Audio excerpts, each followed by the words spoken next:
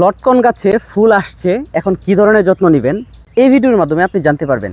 প্রিয় দর্শক, আপনারা দেখতে পাচ্ছেন যে লটকন গাছে এখানে মোটামুটি আলহামদুলিল্লাহ বেশ ভালো ফুল আসছে, কিন্তু একটা দুঃখের বিষয় হচ্ছে এই ফুলগুলো ঝরে যাচ্ছে। এই লটকন গাছের ফুল ঝরে পড়ার জন্য বেশ কয়েকটি কারণ রয়েছে, তার মধ্যে অন্যতম একটা কারণ হচ্ছে ছত্রাকের আক্রমণ, দ্বিতীয় কারণ হচ্ছে সেচের ঘাটতি, তৃতীয় কারণ হচ্ছে পোকামাকড়ের আক্রমণ।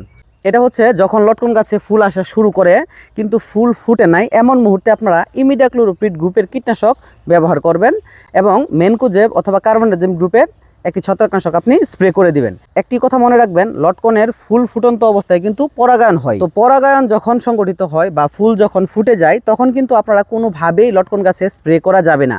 লটকন গাছে স্প্রে করতে হবে ফুল আসার পর, কিন্তু ফুটার আগে। আবার লটকনগুলো যখন গুটি হয় তখন আপনি স্প্রে করতে পারবেন।